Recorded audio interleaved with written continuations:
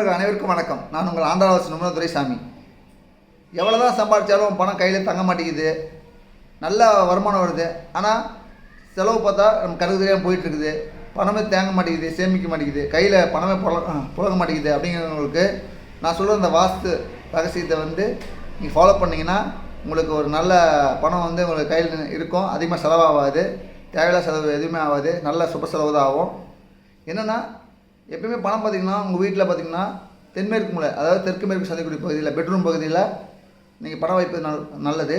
அதுவும் பார்த்திங்கன்னா அங்கே பீரோ வடக்கு பார்த்துக்கணும். வடக்கு பார்த்திங்கன்னா அந்த பீரோ நமக்கு ஆப்போசிட், அதாவது நம்ம முது வடக்கு பார்த்துக்கணும். நாம் தெற்கு பார்த்து நிற்கிற மாதிரி இருக்கிறப்ப அந்த பீரோ திறந்தோம்னா அதுதான் வடக்கு பார்த்த அமைப்பு. அந்த பீரோ வைப்பது ரொம்ப நல்லது.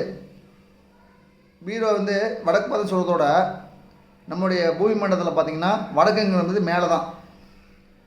அப்போ நம்ம பீரோ இப்படி கிராஸில் இப்படி திறக்கிற மாதிரி இருக்கும். அப்போ நம்ம பீரோ நம்ம படுக்க போட்டு திறக்க முடியாது. ஏன்னா பீரோட அமைப்பே நேரம் நிற்கிற மாதிரி தான் இருக்கும். அப்போ என்ன பண்ணுன்னா நீங்கள் பீரோ அப்படி பண்ண முடியாதனால ஒரு பாக்ஸ் ரெடி பண்ணிக்கலாம். எப்படின்னா இந்த மாதிரி ஒரு பாக்ஸு மரத்துலையான ஒரு பாக்ஸ் ரெடி பண்ணிக்கலாம்.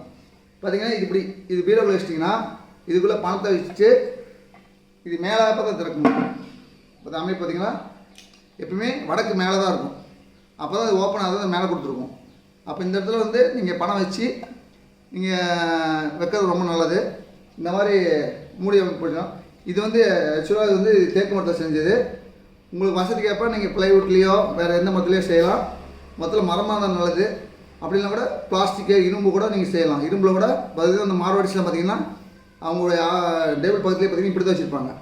இதில் தான் பணத்தை எடுத்து கொடுப்பாங்க. ஏன்னா வடக்குங்கிறது மேலே. அப்போ இந்த ஓப்பன் தான் சிறப்பாக இருக்கும். அதனால் நீங்கள் இந்த மாதிரி அம்சம் வாங்கிக்கிங்க. ஏதாவது பாக்ஸ் இருந்தால் வாங்கிக்கிங்க. இல்லைனா இரும்பு பாக்ஸ் கூட இந்த கோத்ரேஜ் கம்பெனியில் இந்த மாதிரி உங்களுக்கு கிடைக்கும். இதில் பணத்தை மஞ்சள் துணியில் ஃபஸ்ட்டு மஞ்சள் துணியில் வச்சு ஒரு குறிப்பிட்ட பொருட்கள் இருக்குது. உங்களுக்கு அந்த நீங்கள் பாக்ஸ் வாங்கிட்டு சொல்லிட்டிங்கன்னா நான் என்ன பொருள்னு உங்களுக்கு சொல்கிறேன். அந்த மஞ்சள் துணியில் அந்த பொருளை வச்சு கட்டிட்டு அதுக்கப்புறம் சிகப்பு துணியில் பணம் வச்சு நீங்கள் வச்சுருக்கிறது ரொம்ப நல்லது. இந்த மாதிரி வச்சு பாருங்கள். உங்கள் வீட்டில் பணங்கிறது எப்பயுமே வீட்டில் இருந்துகிட்டே இருக்கும்.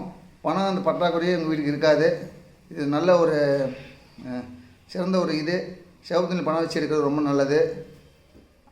இந்த மாதிரி பாக்ஸ் ரெடி பண்ணிங்க. பீரோவை பார்த்திங்கன்னா இப்போ இரும்பு பீரோங்கிறது ஓகே.